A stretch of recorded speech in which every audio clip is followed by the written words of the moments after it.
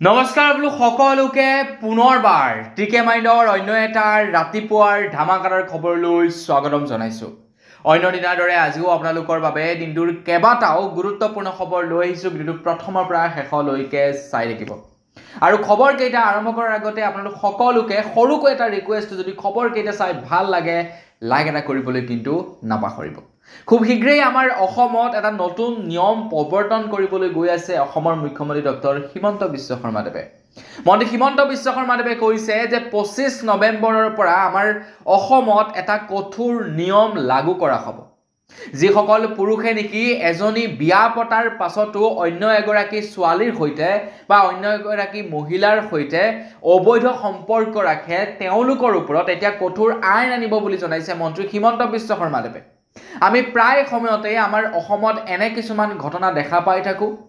য'ত নেকি কোনো এগৰাকী ছোৱালীয়ে বিয়া হৈ যোৱাৰ পাছত নিজৰ ল'ৰা ছোৱালী থকাৰ স্বত্তেও অন্য এজন ল'ৰাৰ সৈতে পলাই গুচি যায় বা অন্য এজন ল'ৰাৰ সৈতে তেখেতে শাৰীৰিক সম্পৰ্ক বজাই ৰাখে বা তেখেতে অবৈধ সম্পৰ্ক বজাই ৰাখে। তাৰ লগে লগে এনেকুৱাও দেখা পাওঁ, ল'ৰা ছোৱালী এৰি ঘৈণীয়েকক এৰি গিৰিয়েকে অন্য এগৰাকীক বিয়া কৰোৱায় বা ঘৈণীয়েকৰ ওপৰত অত্যাচাৰ চলায়। এনেধৰণৰ আমি বহুতো ঘটনা আমাৰ অসমত পৰিলক্ষিত হৈছে বা আমি দেখিছোঁ আমাৰ অসমত তেনেকুৱা ধৰণৰ অবৈধ সম্পৰ্ক, যিবিলাকৰ ওপৰত নাকি লগাবৰ কাৰণে অসমৰ মুখ্যমন্ত্ৰী ডক্টৰ হিমন্ত বিশ্ব শৰ্মাদেৱে জনাইছে যে এজন পুৰুষে একাধিক বিয়া কৰালে 7 বছৰ পৰ্যন্ত এতিয়া জেলৰ ভাত খাব লাগিব বুলি জনাইছে। 25 নৱেম্বৰত এখন কঠোৰ আইন অনা হ'ব বুলি জনাইছে শিলচৰৰ জনসভাত অসমৰ মুখ্যমন্ত্ৰী হিমন্ত বিশ্ব শৰ্মাদেৱে। মন্ত্ৰী হিমন্ত বিশ্ব শৰ্মাদেৱে যোৱাকালি শিলচৰত অনুষ্ঠিত হোৱা এখন জনসভাত এই কথা উল্লেখ কৰে। তো আপোনালোকে কমেণ্ট ছেকশ্যনত জনাব এই নিয়মটো লাগু হ'লে ভাল হ'ব নে বেয়া হ'ব। মই ভাবোঁ এই নিয়মটো লাগু হ'লে খুবেই ভাল হ'ব, কিয়নো আমাৰ অসমত কিছুদিনৰে পৰা দেখিবলৈ পাইছোঁ এনেধৰণৰ বহুতো ঘটনা, যিবিলাক ঘটনাই এটা এটা পৰিয়াল ধ্বংস কৰি পেলায়। গতিকে এই নিয়মটো যদি লাগু হৈ যায় বিৰাটেই ভাল হ'ব বুলি মই ভাবোঁ। আপুনি কি ভাবে কমেণ্ট ছেকশ্যনত জনাব। আগৈছোঁ ইয়াৰ পাছৰটো খবৰ ফালে। ইয়াৰ পাছৰ খবৰটো ওলাইছে শিলচৰৰ পৰা। শিলচৰৰ মানুহৰ কাৰণে এটা বিৰাটেই ভাল খবৰ ওলাই পৰিছে। আপুনি বাৰু শিলচৰৰ পৰা এই ভিডিঅ'টো চাই আছে নেকি? কমেণ্ট ছেকশ্যনত জনাব। তো যোৱাকালি অসমৰ মুখ্যমন্ত্ৰী হিমন্ত বিশ্ব শৰ্মাদেৱে শিলচৰৰ এখন জনসভাৰ আয়োজন কৰে আৰু তেখেতে তাতে উপস্থিত থাকে শিলচৰত। আৰু শিলচৰত উপস্থিত থকাৰ সময়তেই তেখেতে কেইবাটাও গুৰুত্বপূৰ্ণ ডাঙৰ ডাঙৰ খবৰ ঘোষণা কৰে আমাৰ অসমবাসীৰ কাৰণে। তো সেই সময়তে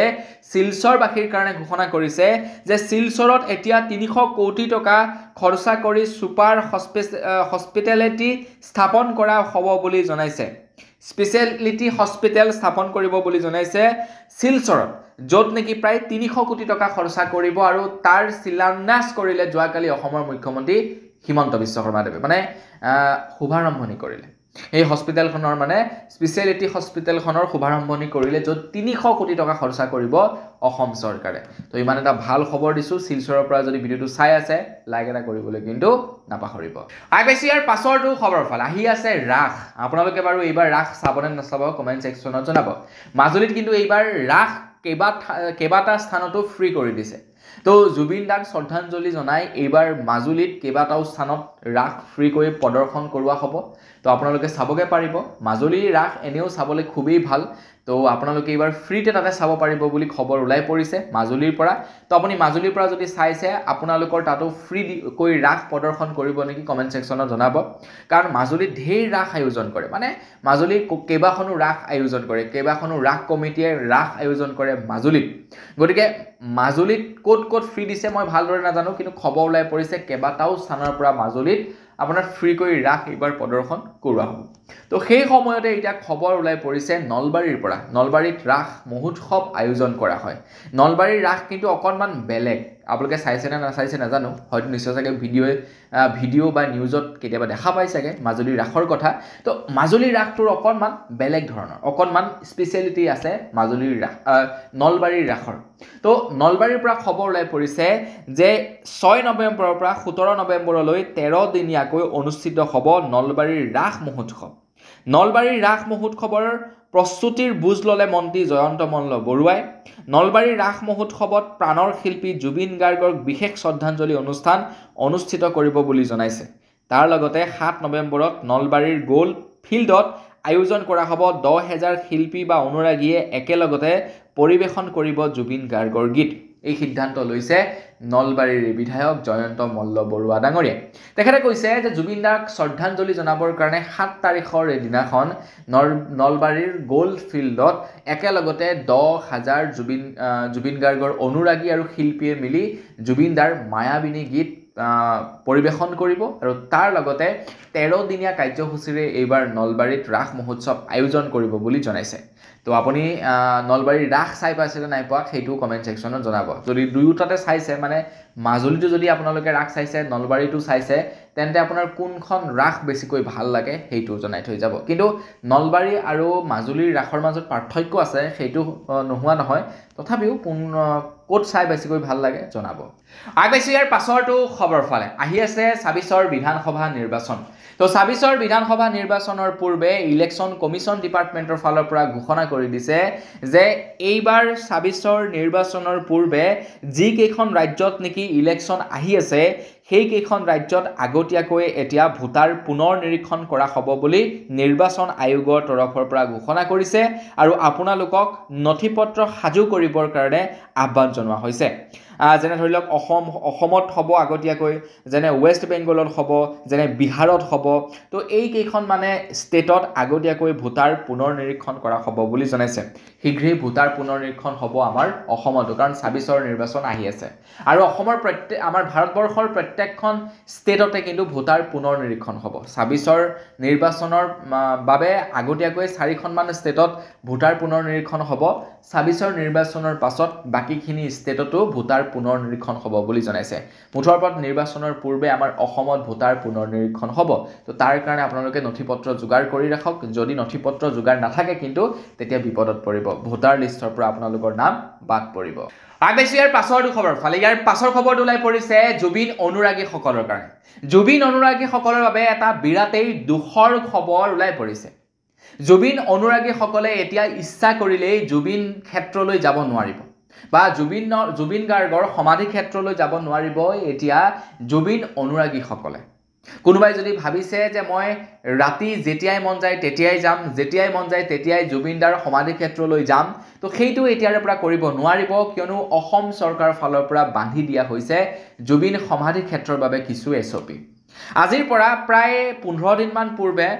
জুবিন দাৰ সমাধি ক্ষেত্ৰক লৈ এছপি প্ৰকাশ কৰাক লৈ এটা খবৰ ভাইৰেল হৈছিল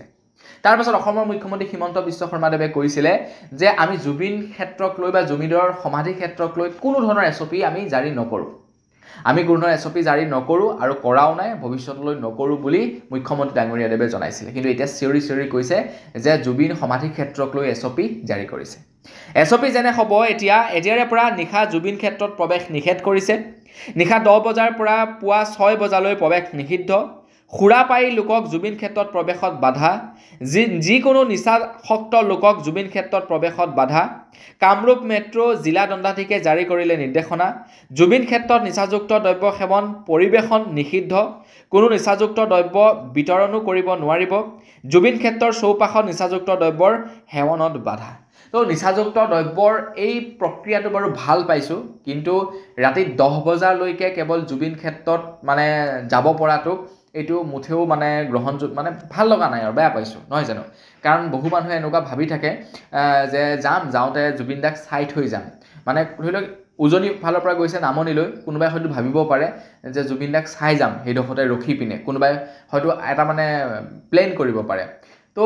অসমৰ মুখ্যমন্ত্ৰী হিমন্ত বিশ্ব শৰ্মাদেৱে কৈছে যে জুবিনেও সেইটো বিচৰা নাছিলে জুবিনে কেতিয়াও কোৱা নাছিলে যে ভূপেন হাজৰিকাৰ সমাধি ক্ষেত্ৰটো নিশা 10 বজাৰ পাছত খুলি দিব লাগে গতিকে সেই হিচাপত জুবিনে সেই বস্তুটো বেয়া পায় তো জুবিনৰ সমাধি ক্ষেত্ৰৰ ক্ষেত্ৰতো সেই নিয়মটো প্ৰযোজ্য হ'ব তো নিশা 10 বজাৰ পাছত জুবিনৰ সমাধি ক্ষেত্ৰ বন্ধ থাকিব বুলি অসমৰ মুখ্যমন্ত্ৰী হিমন্ত বিশ্ব শৰ্মাদেৱে জনাইছে তো জুবিন দাৰ সমাধি ক্ষেত্ৰক লৈ যি কেইটা নিয়ম জাৰি কৰা হৈছে সেই নিয়ম কেইটা আপোনালোকে ভাল পাইছে নে বেয়া পাইছে সেই সম্পৰ্কে আপোনালোকে কমেন্ট সেকশনত আপোনালোকৰ মতামত জনাই থৈ যাব আগেছি ইয়াৰ পাছৰটো খবৰ ফালে খবৰ লাইছে জুবিন দাৰ আগন্তুক আহিবলগীয়া ফিল্ম ৰৈ ৰৈ বিনালেৰ ওপৰত তো ৰৈ ৰৈ বিনালে ফিল্মখনৰ প্ৰি বুকিং অলৰেডি আৰম্ভ হৈ গৈছে জুবিন দাৰ ৰৈ ৰৈ বিনালে ফিল্মখনৰ প্ৰি বুকিং মুকলি কৰি দিয়া হৈছে আৰু আমাৰ অসমীয়া ফিল্ম ইণ্ডাষ্ট্ৰীত হয়তো এয়া প্ৰথমবাৰৰ বাবে হৈছে প্ৰি বুকিং ইমান দিন আগতে মুকলি কৰা এনে প্ৰি বুকিং আৰম্ভ কৰিলেও ইমান আগতীয়াকৈ বুকিং আৰম্ভ কৰি নিদিয়ে বা ইমান সোনকালে টিকট বুকিং মুকলি কৰি নিদিয়ে কিন্তু ৰৈ ৰৈ বিনালে ফিল্মখন টিকট বুকিঙৰ মানে প্ৰি বুকিং অপেন কৰি দিছে তো ৰৈ ৰৈ বিনালে ফিল্মখনৰ টিকট প্ৰি বুকিং মুকলি কৰি দিয়াৰ কিছু সময়ৰ পাছতেই মই চেক কৰিছোঁ দুই এটা চিনেমা হলত বাপেকে মানে অলমোষ্ট ফুল হৈ গ'ল অলমোষ্ট ফুল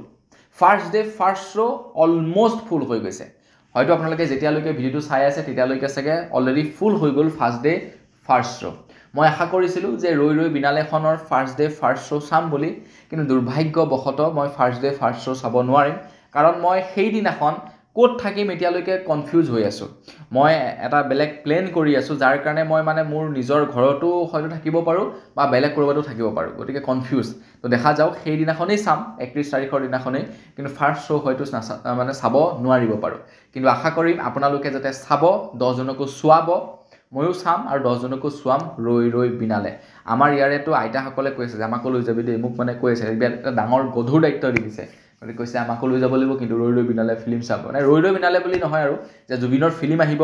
সেইখন মুঠতে চাবৰ কাৰণে আমাক লৈ যাবি তো আপোনালোকৰ তাত তেনেকুৱা হৈছে নে নাই হোৱা কমেণ্ট ছেকশ্যনত জনাব বাৰু প্ৰি বুকিং অলৰেডি আৰম্ভ হৈ গৈছে আপুনি যদি ফাৰ্ষ্ট ডে ফাৰ্ষ্ট শ্ব' চাব বিচাৰে প্ৰি বুকিং কৰি লওক আগবাইছোঁ ইয়াৰ পাছৰটো খবৰ ফালে খবৰ ওলাই পৰিছে মহানগৰীৰ এটা নিচামুক্তি কেন্দ্ৰৰ ওপৰত মহিলা নিচামুক্তি কেন্দ্ৰৰ ওপৰত খবৰ ওলাই পৰিছে যে এটা মহিলা নিচামুক্তি কেন্দ্ৰৰ স্বত্বাধিকাৰীয়ে যুৱতীক নিৰ্যাতন চলাইছিলে আৰু তাৰ বাবে এতিয়া জালত পৰিছে মহিলা নিৰ্যাতন চলোৱা সেই নিচামুক্তি কেন্দ্ৰটোৰ স্বত্বাধিকাৰী তো আপোনালোকে হয়তো এখেতক চিনি নিশ্চয় চাগে পাব ছ'চিয়েল মিডিয়াত খুব ভাইৰেল তেখেতেও পূৰ্বতে নিচা কৰিছিলে তেখেতেও পূৰ্বতে মানে এনেকুৱা কিবাকিবি সেৱন কৰিছিলে তো তেখেত বৰ্তমান সময়ত সম্পূৰ্ণৰূপে মানে সুস্থ তেখেতে সেইবিলাক এৰিলে এতিয়া তেখেতে নিজেই এটা নিচামুক্তি কেন্দ্ৰ খুলিছে তাতে তেখেতে যুৱতীসকলক মানে নিচা কৰোৱাৰ পৰা আঁতৰাই ৰাখে এতিয়া কথাটো হৈ গ'ল কি সেই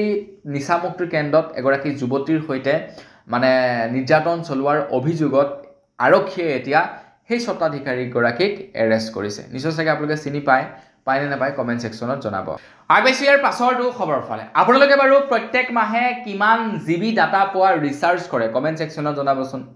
এনে নৰ্মেলি আপোনালোকে পাৰ ডে 1 GB ডাটা পোৱা ৰিচাৰ্জ কৰিবলৈ হ'লে 299 ৰিচাৰ্জ কৰিব লাগে নহয় জানো 299 ৰিচাৰ্জ কৰিলে 28 দিনৰ কাৰণে পাৰ ডে 1 GB কৈ ডাটা লাভ কৰিব পাৰি গতিকে পাৰ ডে হিচাপত যদি আমি চাবলৈ যাওঁ মানে প্ৰায় 10 টকা মান পৰি যায় পাৰ ডে 1 GB ডাটাৰ কাৰণে আমি 10 টকা খৰচা কৰিব লাগে 10 টকাতকৈ অকণমান বেছি হৈ যায় প্ৰায় 12 টকা মান খৰচা কৰিব লাগে তাতে আকৌ কলিঙো থাকে বাৰু যি কি নহওক আমি 5 টকা 6 টকা মানত 1 GB ডাটা পাৰ ডে লাভ কৰোঁ এনে নৰ্মেলি আপোনালোকে যদি ভৰাবলৈ যায় 1 GB ডাটা প্ৰায় 19 টকা মান খৰচা কৰি ভৰাব লাগে এটা কথাটো হৈ গ'ল কি আমাৰ ভাৰতবৰ্ষতহে কিন্তু ইমান কম দাম মানে ডাটাৰ কম দাম কিন্তু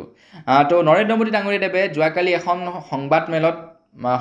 নহয় তেখেতে এখন ৰাজহুৱা সভাত উল্লেখ কৰিছে যে আমাৰ পৃথিৱীৰ ধনী দেশবোৰত 1 GB ডাটা ক্ৰয় কৰিবৰ কাৰণে 100 পৰা 150 টকা খৰচা কৰিব লাগে কিন্তু ভাৰতবৰ্ষত এজন চাইৱালাই 1 GB ডাটা মাত্ৰ একাপ চাহৰ মূল্যত দি আছে এই কথা কৈছে বিহাৰৰ সমষ্টিপুৰত প্ৰধানমন্ত্ৰী নৰেন্দ্ৰ মোদী ডাঙৰীয়াৰ নিৰ্বাচনী ভাষণত তো বিহাৰত নিৰ্বাচন আহি আছে তো নিৰ্বাচনীৰ ভাষণত তেখেতে কৈছে যে এই চাইৱালাজনে পাৰ 1 GB ডাটা একাপ চাহৰ মূল্যত দি আছে কিন্তু বাকি ধনী দেশবিলাকত 100 পৰা 150 টকা খৰচা কৰিব লাগে 1 GB ডাটাৰ কাৰণে আৰু এইটো সঁচা কথা কিন্তু আমাৰ ভাৰতত বহুত সস্তা মানে নেটৰ দাম কিন্তু ভাৰতৰ বাহিৰত দেশবিলাকত বহুত দাম আগবাইছোঁ ইয়াৰ পাছৰটো খবৰ ফালে ইয়াৰ পাছৰ খবৰটো ওলাই পৰিছে মাজুলীৰ পৰা তো মাজুলীৰ ভকত চাপৰিৰ পৰা আপোনালোকে ভিডিঅ'টো চাইছে নেকি কমেণ্ট ছেকশ্যনত জনাবচোন মানে জানিব বিচাৰোঁ ক'ৰ পৰা চাইছে আৰু মানুহবিলাকে ভিডিঅ'বিলাক তো আপোনালোকে যদি ভকত চাপৰিৰ পৰা চোৱা নাই তেনেহ'লে ক'ৰ পৰা চাই আছে নো সেইটোকে জনাব তো ভকত চাপৰিত মোৰ এজন বন্ধু আছে প্ৰাঞ্জল শইকীয়া বুলি বন্ধু মানে সেই আৰু মানে তেখেতেও আগতে ইউটিউবত ভিডিঅ' বনাইছিলে তো সেই সূত্ৰে মানে অকণমান চিনা জনা আছে তো তেখেতে বহু দিনৰে পৰা অভিযোগ উত্থাপিত কৰি আহিছে যে তেখেতলোকৰ ভকত চাপৰিৰ যিটো যাতায়াতৰ বাবে যি দলং আছে সেই দলং মানে তেনেই মানে সুবিধাজনক নহয় চৰকাৰে প্ৰতিশ্ৰুতি দিছিলে তেওঁলোকৰ দলংখন নিৰ্মাণ কৰি দিম বুলি মানে মন্ত্ৰীসকল বা MLA সকলে ভোট বিচাৰি যায় সেই দলংখন নিৰ্মাণ কৰি দিম বুলি কিন্তু যেতিয়া নিৰ্বাচন পাৰ হৈ যায় জিকি যায় তেতিয়া পাহৰি থাকে তেওঁলোকক তো তেখেতে বহু দিনৰে পৰা তেখেতলোকৰ ভকত চাপৰিৰ সম্পৰ্কে তেখেতে ফেচবুকত লিখি আহিছে সেইবাবে ভাবিলোঁ জনাই দিওঁ আপোনালোককো যদি কোনোবা মানে ওপৰৰ বিষয়ববীয়াই দেখা পাইছে এই ভিডিঅ'টো তেন্তে ৰিকুৱেষ্ট আপোনালোকক নেক্সট বাৰ যদিহে আপোনালোকৰ ভোট খুজিবলৈ মন আছে ভকত চাপৰিত তেন্তে সেই ৰাস্তাটো বনোৱাৰ ব্যৱস্থা কৰি দিয়ক মানে দলংখন বনোৱাৰ ব্যৱস্থা কৰি দিয়ক ল'ৰা ছোৱালীবিলাকে নাৱেৰে পাৰ হৈ যায় বিদ্যালয়লৈ এতিয়া পানী কমাৰ বাবে ভকত চাপৰি ৰাইজে মিলি এখন দলং নিৰ্মাণ কৰি দিছে ভকত চাপৰি মনত ৰাখিব ভকত চাপৰি তো ভোটটো কি মানে কোনটো নাক লৈ বাৰু আপোনালোকে ভোটটো খুজিবলৈ যায় মই বুজি নাপাওঁ এবাৰ ভোটটো খুজিলে যে এখন দলং নিৰ্মাণ কৰি দিম বুলি তাৰপাছত জিকাৰ পাছত আপোনালোকে সেই দলংখন নিৰ্মাণ কৰি নিদিয়ে নেক্সট টাইম কোনটো নাক লৈ আপোনালোকে বাৰু ভোট খুজিবলৈ যায় কওকচোন বাৰু হা ইমান আপোনালোকৰ লাজ নাই নে যদি লাজ আছে এতিয়া আপোনালোকে ভকত চাপৰি সেই ৰাস্তা ভাগ বনোৱাৰ ব্যৱস্থা কৰি দিব আগবাইছোঁ ইয়াৰ পাছৰটো খবৰ ফালে আপোনালোকে বাৰু টেলিগ্ৰাম ব্যৱহাৰ কৰে নে নকৰে কমেণ্ট ছেকশ্যনত জনাবচোন যদি আপোনালোকে টেলিগ্ৰাম ব্যৱহাৰ কৰে তেন্তে আপোনালোকে বাৰু জানেনে টেলিগ্ৰাম গোটেই কোম্পানীটো কেইজন মানুহে চলাই আছে টেলিগ্ৰাম কোম্পানীটো কিমান এটা ডাঙৰ কোম্পানী আমি হয়তো শুনা পাওঁ যে ডাঙৰ কোম্পানীবিলাকত ঢেৰ এমপ্লয় থাকে ঢেৰ এমপ্লয় থাকে আৰু ঢেৰ এমপ্লয়ে মিলি কাম কাজসমূহ কৰে তো যোৱাকালি এটা খবৰ পালোঁ টেলিগ্ৰাম যিটো এপ্লিকেশ্যন আছে সেই এপ্লিকেশ্যনটো মানে লাইক হোৱাটছআপৰ নিচিনা ঠিক আছে বহুত জনপ্ৰিয় বহুত পপুলাৰ টেলিগ্ৰাম বহুত ডাঙৰ কোম্পানী প্ৰায় $30 বিলিয়ন এটা বৃহৎ কোম্পানী এটা খবৰ ওলাই পৰিছে যে টেলিগ্ৰাম হৈছে এটা $30 বিলিয়ন এটা কোম্পানী যিটোত মাত্ৰ 30 জন এমপ্লয় আছে মাত্ৰ 30 জন এমপ্লয় আছে কোনো ধৰণৰ অফিচ নাই ঠিক আছে মানে কোনো ধৰণৰ মানে অফিচ কাছাৰীত যাব নালাগে ঘৰৰ পৰাই কাম কৰে মানে কোনো ধৰণৰ HR নাই কোনো ধৰণৰ অফিচ নাই বিন্দাস কাম কৰি আছে টেলিগ্ৰামৰ মানে ওনাৰজনে 30 জন মানুহ লৈ কোনো ধৰণৰ অফিচ কাছাৰী নাই ঘৰৰ পৰা কাম কৰি আছে সবে 30 জন এমপ্লয়ে মিলি নো HR ডিপাৰ্টমেণ্ট নো অফিচ মানে একোই নাই $30 বিলিয়ন এটা কোম্পানী টেলিগ্ৰাম গতিকে ভাবকচোন তেওঁলোকৰ চেলেৰি কিমান মান হ'ব পাৰ এমপ্লয় চেলেৰি কিমান মান হ'ব কাৰণ বেলেগ এক্সপেন্স নাইতো গোটেই ভাৰতবৰ্ষত কেৱল 30 জন এমপ্লয়ে ঘৰতে বহি কাম কৰি থাকে গতিকে কিমান মান চেলেৰি হ'ব এবাৰ ভাবকচোন আপোনালোকে আগবাইছোঁ ইয়াৰ পাছৰটো খবৰ ফালে বৰ্তমান সময়ত হয়তো আপোনালোকে দেখা পাইছে যে আমাৰ অসমৰ বিভিন্ন চুকে কোণে জুবিনদাৰ ন্যায়ৰ দাবীত বিজেপিয়ে প্ৰতিবাদ সাব্যস্ত কৰি আছে বিজেপিয়ে কৈছে যে আমাক ন্যায় লাগিব জুবিনদাৰ মৃত্যুৰ ন্যায় লাগিব চৰকাৰৰ ওচৰত তেওঁলোকে ন্যায়ৰ দাবী উত্থাপন কৰিছে এতিয়া তেওঁলোকৰ চৰকাৰৰ ওপৰত হয়তো আস্থা হেৰাইছে যাৰ কাৰণে চাগে তেওঁলোকে প্ৰতিবাদ সাব্যস্ত কৰিব লগা হৈছে চৰকাৰৰ ওচৰত এতিয়া অসমৰ মুখ্যমন্ত্ৰী হিমন্ত বিশ্ব শৰ্মাদেৱে আকৌ যোৱাকালি কৈছে যেতিয়াই নেকি চাৰ্জশ্বিট দাখিল কৰিব জুবিনদাৰ মৃত্যুৰ ওপৰত SITয়ে তাৰ পাছত স্বয়ং মুখ্যমন্ত্ৰী হিমন্ত বিশ্ব শৰ্মাদেৱে প্ৰতিবাদী কাৰ্যসূচী অংশগ্ৰহণ কৰিব বুলি জনাইছে ৰাজপথত নামিব বুলি জনাইছে ঠিক আছে এতিয়া বাকিবিলাকে ৰাজপথত নামতে তেওঁলোকক NSA লগাই জেলত ভৰাই থলে এতিয়া তেওঁলোকে নিজেই নামিব প্ৰতিবাদী কাৰ্যসূচী এয়া এক প্ৰকাৰ ক'বলৈ গ'লে সিধাচিধি পলিটিক্স আগবাইছোঁ ইয়াৰ পাছৰটো খবৰ ফালে আপোনালোকৰ বাৰু সুশান্ত সিং ৰাজপুতৰ কথা মনত আছেনে কমেণ্ট ছেকশ্যনত জনাবচোন সুশান্ত সিং ৰাজপুত হৈছে বলিউডৰ এজন এক্টৰ যিজনৰ ৰহস্যজনকভাৱে মৃত্যু হৈছিলে বৰ সাংঘাতিককৈ তেখেতৰ মৃত্যু হৈছিলে তেখেত এজন উদীয়মান শিল্পী আছিলে যিজন নেকি খুব সোনকালে পপুলাৰো হ'বলৈ ধৰিছিলে বলিউডত কিন্তু তাৰ পাছত হঠাতে তেখেতৰ ৰহস্যজনকভাৱে মৃত্যু হয় এতিয়া তেখেতৰ মৃত্যুৰ সৈতে বহুতো ডাঙৰ তাৰকাৰ নাম সাঙুৰ খাই পৰিছিলে তেখেতৰ মৃত্যুক সন্দেহ কৰিছিলে জনতাই যে তেখেতৰ এইটো এটা মৃত্যু নহয় হত্যাকাণ্ড এটা খবৰ ওলাই পৰিছে 4 বছৰৰ পাছত তেখেতৰ মৃত্যুৰ সৈতে জড়িত থকা ৰিয়া চক্ৰৱৰ্তী ক্লিন চিট জাৰি কৰিছে CBIয়ে তো CBIয়ে সুশান্ত সিং ৰাজপুতৰ মৃত্যুৰ সৈতে ৰিয়া চক্ৰৱৰ্তীৰ কোনো ধৰণৰ মানে লিংক দেখা নাপালে বা কোনো ধৰণৰ ক্লু নাপালে যাৰ কাৰণে তেখেতক ক্লিন চিট দি দিলে মানে সুশান্ত সিং ৰাজপুতৰ মৃত্যুৰ সৈতে ৰিয়া চক্ৰৱৰ্তীৰ কোনো সম্পৰ্ক নাই ৰিয়া চক্ৰৱৰ্তী হৈছে সুশান্ত সিং ৰাজপুতৰ গাৰ্লফ্ৰেণ্ড মানে সেই সময়ৰ গাৰ্লফ্ৰেণ্ড আছিলে আগবাইছোঁ ইয়াৰ পাছৰটো খবৰ ফালে ইয়াৰ পাছৰ খবৰটো ওলাইছে জুবিন ক্ষেত্ৰৰ ওপৰত বা জুবিনদাৰ সমাধি ক্ষেত্ৰৰ ওপৰত তো জুবিনদাৰ সমাধি ক্ষেত্ৰৰ ওপৰত যেতিয়াই নেকি নিয়ম লাগু কৰি দিলে নিয়ম লাগু কৰাৰ পাছত এতিয়া বীৰ লাচিত সেনা তৰফৰ পৰা দাবী উত্থাপন কৰিছে যে সেই সময় বৃদ্ধি কৰি দিব লাগে অকল বীৰ লাচিত সেনাই নহয় বীৰ লাচিত সেনাৰ লগতে জুবিন ফেন ক্লাবৰ তৰফৰ পৰাও সময় বৃদ্ধি কৰি দিবৰ কাৰণে এতিয়া তেওঁলোকে দাবী উত্থাপন কৰিছে তো বীৰ লাচিত সেনাৰ চিটু বৰুৱাই কৈছে যে জুবিনৰ সমাধি ক্ষেত্ৰলৈ যোৱা লাখ লাখ অনুৰাগী দেখা পাই বিজেপিয়ে ভয় খাইছে আৰু ভয় খাই এতিয়া এছপি উলিয়াইছে আমি কোনো এছপি নামানো যেতিয়াই মন যায় তেতিয়াই জুবিনদাৰ সমাধি ক্ষেত্ৰলৈ যাম অসমৰ ৰাজ্যক জুবিনৰ ওচৰৰ পৰা বিজেপি চৰকাৰে কেতিয়াও অতৰাই ৰাখিব নোৱাৰে তো অসম চৰকাৰ ফালৰ পৰা নতুনকৈ নিয়ম লাগু কৰি দিছে জুবিন সমাধি ক্ষেত্ৰত যোৱাক লৈ এতিয়া মানে বীৰ লাচিত সেনা তৰফৰ পৰা কৈছে আমি নিয়ম চিয়ম নামানো যেতিয়াই মন যায় তেতিয়াই যাম আগবাইছো ইয়াৰ পাছৰ খবৰ ফালে ইয়াৰ পাছৰ খবৰটো ওলাই পৰিছে NHPCৰ ওপৰত ফাইনেলি NHPCয়ে এতিয়া কাৰেণ্ট উৎপাদন কৰিব NHPCয়ে এতিয়া কাৰেণ্ট উৎপাদন কৰা সক্ষমতা লাভ কৰিছে খবৰ লোৱা অনুসৰি NHPC মুকলি হ'ল NHPCৰ যোৱাকালি টাৰবাইন ঘূৰিলে আৰু টাৰবাইন ঘূৰি যোৱাকালি NHPCয়ে বিদ্যুৎ উৎপাদন কৰিলে এতিয়া NHPC আমাৰ উজনি অসমৰ কাৰণে বহুত বিপদজনক বুলি আমি বহুত দিনৰ পৰা শুনি আহিছোঁ কিন্তু চৰকাৰক আৰু বাধা দিয়েনো কোনে কওকচোন বাৰু তেওঁলোকে এবাৰ যেতিয়া ভাবিলে কৰিম বুলি তো কৰিবতো কৰিবই আগৈছে একেবাৰে শেষৰটো খবৰ ফালে একেবাৰে শেষৰ খবৰটো ওলাইছে জুবিন ক্ষেত্ৰক লৈ তো জুবিন ক্ষেত্ৰক লৈ যিনেকি SOP জাৰি কৰিছিলে সেই SOPৰ বিৰোধিতা কৰি জুবিন ফেন ক্লাবে ইয়াৰ বিৰোধিতা কৰিছিলে তাৰ পাছতেই বীৰ লাচিত সেনা তৰফৰ পৰাও ইয়াৰ বিৰোধিতা কৰিছিলে তো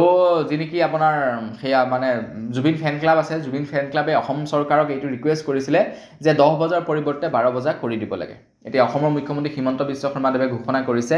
যে জুবিন ফেন ক্লাবৰ অনুৰোধত আপোনাৰ 11 বজাৰ পৰিৱৰ্তে 12 বজালৈকে এতিয়া জুবিনদাৰ সমাধি ক্ষেত্ৰলৈ মানুহ যাব পাৰিব মানে টাইমটো এক্সটেণ্ড কৰি দিছে আগতে 10 বজা বুলি ঘোষণা কৰিছে এতিয়া 12 বজালৈকে বৃদ্ধি কৰি দিছে 12 বজাৰ পাছত জুবিন ক্ষেত্ৰত কোনো মানুহ যাব নোৱাৰিব তো বন্ধু-বান্ধৱীসকল বস আজি ভিডিঅ' জনাবলগীয়া খবৰ ইমান কেইটাই আছিল খবৰকেইটা জানি কেনে পালে কমেণ্ট ছেকশ্যনত জনাব যদি ভাল লাগিলে লাইক এটা কৰিব চেনেলটো ছাবস্ক্ৰাইব কৰা নাই ছাবস্ক্ৰাইবটো কৰি ল'ব পুনৰ এটা ভিডিঅ' লগ পোৱাৰ বিদায় মাগিছোঁ ধন্যবাদ জয় অসম